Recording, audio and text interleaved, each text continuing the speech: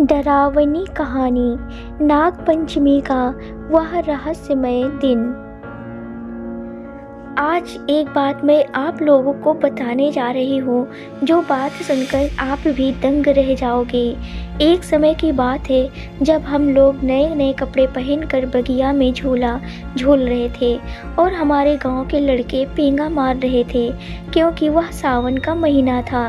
नीचे बैठी हुई औरतें, बच्चे सब हंसी खुशी गाना गा रहे थे और छोटे छोटे बच्चे तो नाच भी रहे थे, क्योंकि इस को भारत में बहुत बड़ा त्योहार माना जाता है। हम लोग कपड़े की गुड़िया गुड्डा बनाते हैं और सारे भाई बहन मिलकर उसे पीटते हैं। इस दिन गुजिया, गुलगुला, पूरी, कचौरी आदि तरह के नए नए पकवान बनाए जाते हैं और सारी लड़कियां इस दिन अपने ससुराल से मायके आ जाती हैं। पूरे दिन हम लोग बगिया में पेड़ पर झूला डालकर झूलते हैं। एक टोली के बाद दूसरी टोली झूला झूलने के लिए तैयार रहती है। यह तब की बात है, झूलते झूलते दोपहर हो गई। अब नीचे बैठी औरतें अपने अपने घर खाना खाने चली गई और 3 या 4 लड़के और लड़कियां ही बचे हुए थे।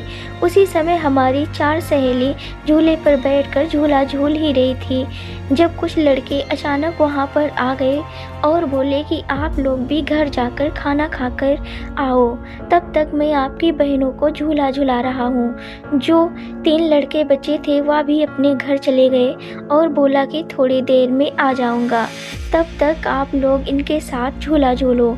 3 सहेलियां झूला झूलने में व्यस्त थी और गाना भी गा रही थी। उसी समय मेरी एक सहेली ने बोला कि इनमें से एक लड़का जो पेंगा मार रहा है, कभी उसका सिर आगे आता है और कभी उसका पेट। हमको तो यहाँ तक लगता है कि कभी कभी उसका दांत भी बाहर आ जाता है।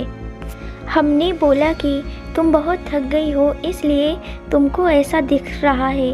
किसी ने उसकी बातों पर विश्वास ही नहीं किया। तब तक मेरी दूसरी सहेली ने भी यही बोला, तो मैंने बोला भैया आप लोग झूला रोक दो, हम लोग शाम को झूलेंगे। तभी वह लोग ज़ोर ज़ोर से हंसने लगे और बोला आप चारों सहेलियां अब मेरे साथ मेरी दुनिया में चलो। इतना सुनकर हम लोग ज़ोर ज़ोर से रोने लगे और चिल्लाने लगे। तभी वहाँ पर एक माली काका आ गए और उन्होंने हम लोगों को देखा तो सारी बातें समझ गए और ज़ोर ज़ोर से महामृत्युंजय का जाप करने लगे और माता जी का जयकारा लगाने लगे। तभी वो लड़के कहाँ गायब हो गए, आज तक मुझे पता ही नहीं चला कि वे प्रेत थे या फिर कोई और। हम लोग तो माली काका के साथ घर पर वापस आ गए। आज भी जब नागपंचमी का दिन आता है तो हम लोग बहुत सिहर जाते हैं कि कहीं वैसा दोबारा हमारे साथ ना हो जाए। लेकिन ऐसा हादसा उस दिन के बाद कभी दोबारा नहीं हुआ, भगवान का शुक्र है। ऐसी ही और भी कहानी सुनने के लिए चैनल को सब्सक्राइब करें। धन्यवाद।